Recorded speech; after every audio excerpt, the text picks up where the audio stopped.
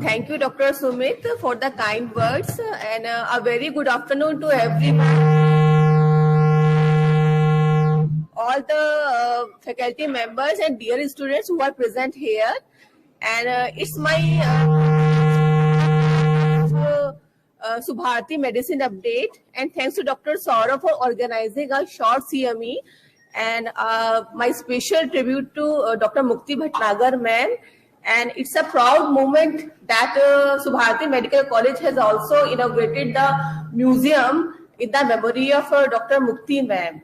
So for the today's session, I would like to invite Dr. Sandeep Kumar Garg, and he is a director of the Nutima Hospital and working as a nephrologist, and he had done about 150 nephrologist renal transplantation in the pediatric age groups and ABO incompatible transplant and HLA incompatible transplant.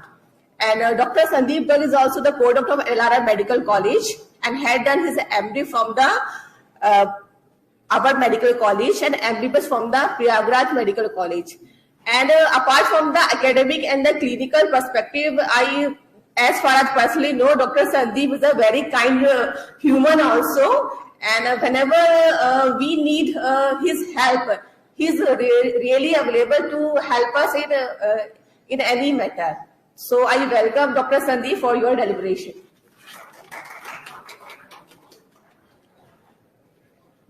Warm good afternoon from my end. Thank you, Dr. Verma ma'am, for kind words.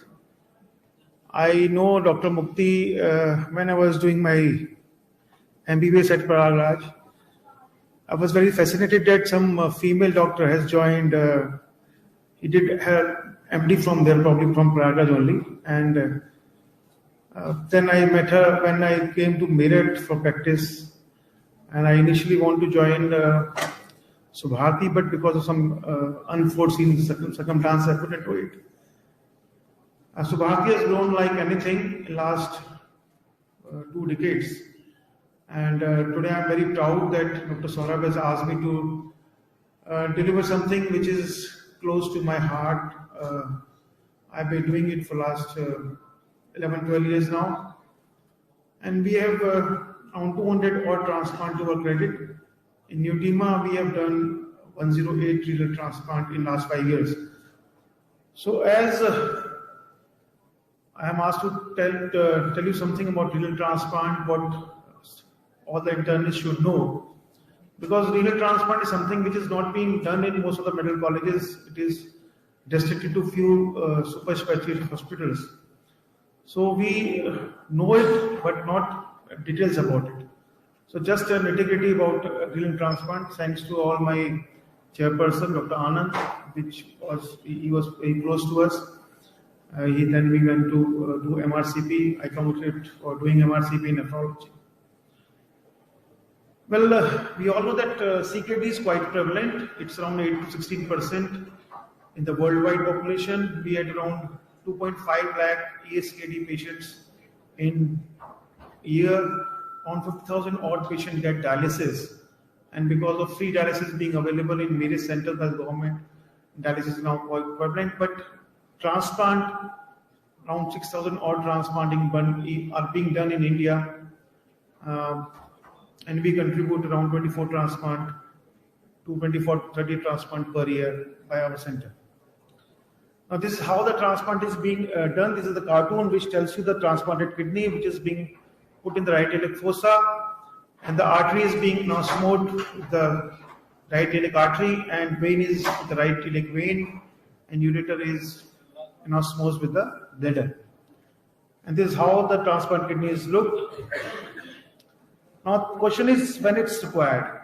When a patient treats CKD5, the important point is reversibility.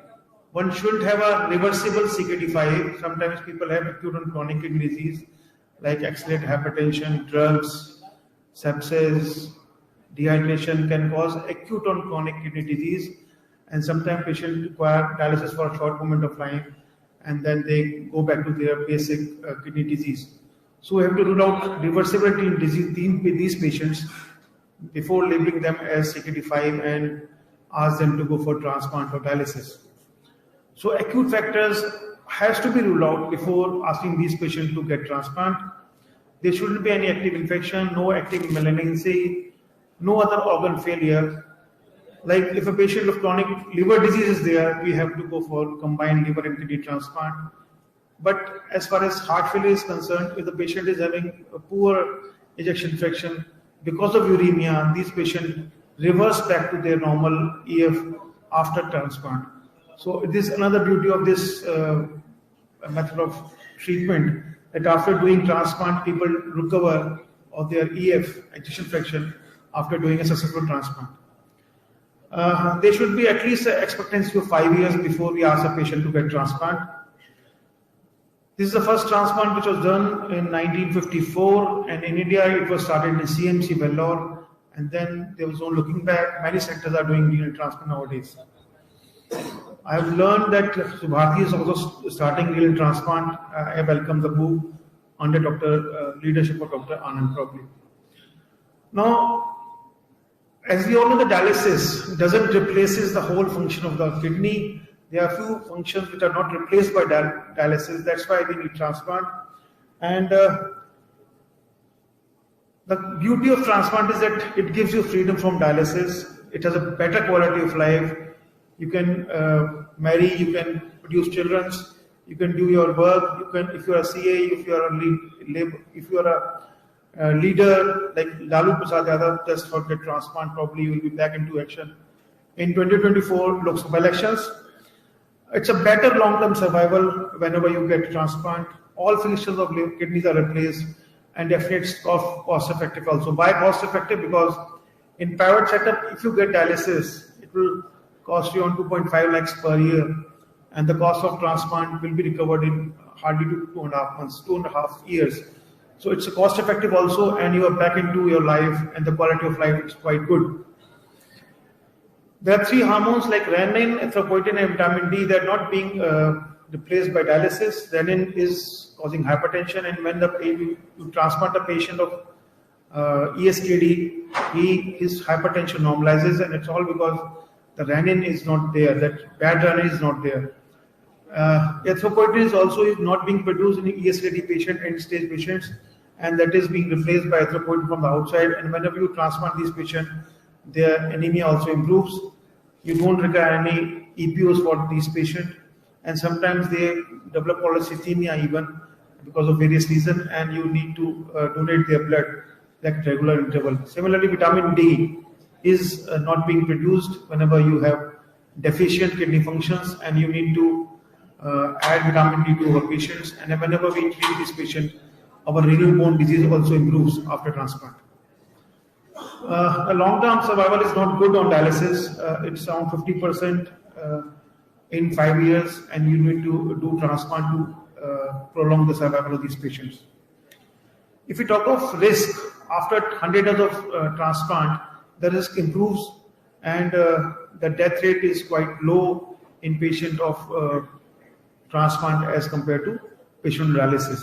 Similarly, if you talk of a marginal kidney donor or ideal kidney donor, the patient with ideal kidney donor, they survive better as compared to marginal kidney donors.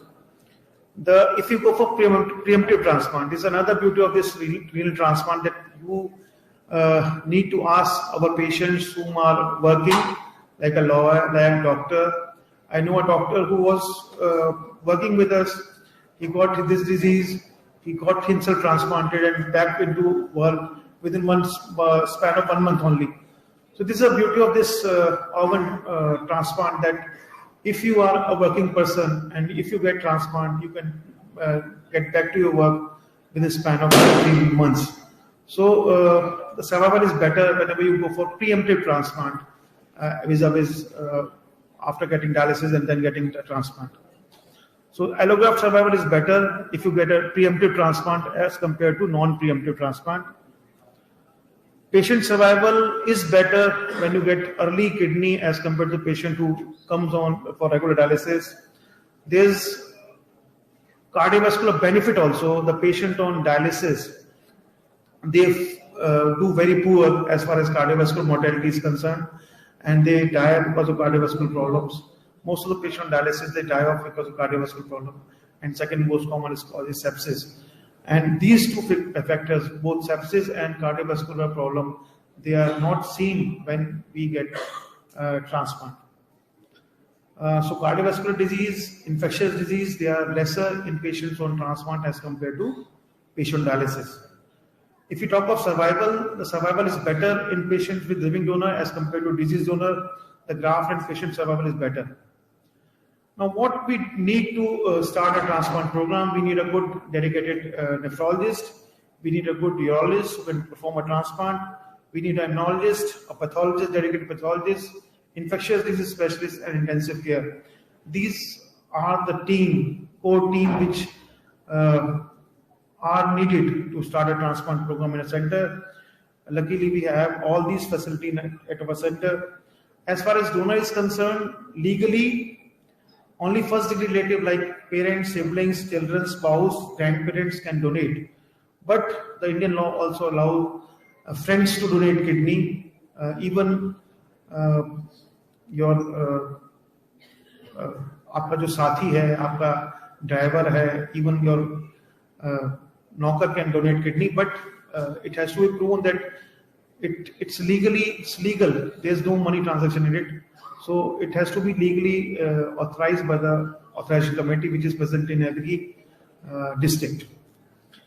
Donation after brain dead is almost new to Uttar Pradesh, but you must be very encouraged that Lucknow people have started doing disease donor transplantation, and last 6-7 months they have done quite a good number of renal transplant in disease donor patient before the patient dies off. And before the patient had cardiac arrest or cardiac death, the brain dead patient, the organs are harvested and you can transplant those organs. In KGMC, in SGPGI, they have done quite a good numbers of transplant in last 6 to 7 months.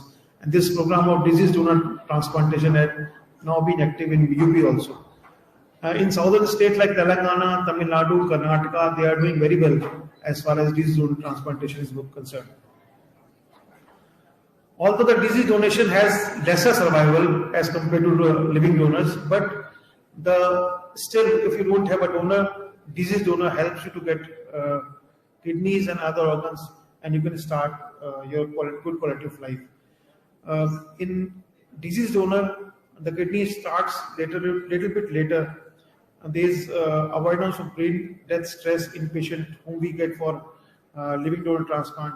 And the waiting period definitely is less with a living donor as compared to cadaveric donors. As far as kidney donor is concerned, we need to match the blood group. O is a universal donor. We all know AB is universal recipient, and in transplant for kidney at least, RS status does not affect donation. And nowadays, blood group incompatible transplant is possible, and we have done 3 ABO incompatible transplant, and last was done on 4th of January this year only. We have facility and people are doing a swab transplant also, which mitigates the requirement of blood group. And we are doing, and people are also doing a swab transplant, which also coming up as a. Now, donor evaluation has to be comprehensive because donor is a very important person in the transplant surgery, and we need not to lose a donor at least, because patient is patient. But donor is very precious to us. So every sort of test are being done before we go for transplant or donation of this patient. Immunologically, we go for HLA test and cross match and donor specific antibody also. Exclusion criteria for living donor are age less than 18 years, more than 70 years. Diabetes is debatable. We shouldn't take a long-term diabetic, but a recent diabetic being evaluated for transplantation can be taken for donation. Proteinuria more than 200 milligram is not possible. Recurrent stone disease not possible. GFR less than 60 not possible. Medical illness like chronic CLD, cardiac disease, recent malignancy not possible. Psychiatric illness, hemiplegia, paraplegia are not candidate for donation. Obesity again a contraindication. As far as contraindication to kidney transplant, any disease in which the survival is less than 5 years, like chronic heart disease, chronic liver disease, advanced lung disease, either we go for combined liver and kidney, heart and kidney, or lung and kidney transplant, or we defer the transplant in this patient. In malignancy, we defer transplant, but in RCC, we can go for transplant after 3 years of surgery. Psychiatric patient shouldn't undergo transplant. History of non-compliance, because most of the patients, sometimes they lose their graft because of non-compliance with the drugs. Drug users are not candidate for transplant. HIV, hepatitis B, and hepatitis C were initially contraindication, but now people treat these patients, or we do transplant and then treat these patients and go for transplant in these patients also. Barrier to kidney transplant, donor shortage is a major problem. Awareness is another. Cost, need for lifelong immunosuppression is not that difficult.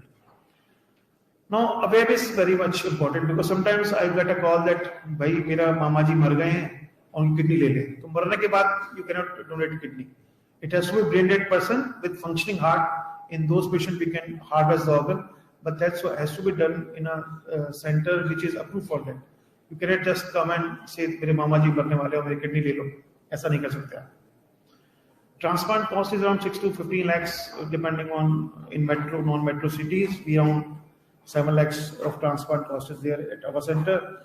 Ayushman scheme में भी transplant आने वाला है, and probably it's a big boon for renal transplant. Immunosuppressive cost is around 5 to 10,000 depending on the patient condition, and it is subsidized in various states. Cost of dialysis is around 30 to 44,000 per month, but it's subsidized and even free in many centers. Post-transplant medication adherence is very important. 15% patient lost their graft because of non-adherence, especially the young people. They skip their medicine and get rejection as soon as they leave it. Diet and exercise is always important in every aspect of life. Similarly, patients of transplant also need to do exercise regularly to prolong their graft survival. Future xenotransplantation is coming up, and probably next 10 years we will be getting pigs for our donation. Future, you can have artificial organs. You must have seen very various videos also showing you artificial kidney which can be implanted. This is a January report of Lucknow in which people says that female jar donate करती है. Definitely it's हमारा जो सामाजिक जो हमारा ताना बाना है उसमें females ही usually donate करती हैं. Similarly, at our center, we did 23 transplant last year. Around 16 females donated it. This is Serena Gomes. You must be knowing it. She had lupus, went into ASKD. Her friend Francis donated the kidney. This is Mr. Lalu Prasad Yadav, transplanted last year only. And we have around 118 transplant in the last 5 years. Most of the males. This is our transplant team, and this is my hospital. Thank you very much. Thank you, Dr. Saurabh, again for calling me here and discussing a few aspects of renal transplant. Any questions? Definitely, I would like to answer those. Over to you, ma'am.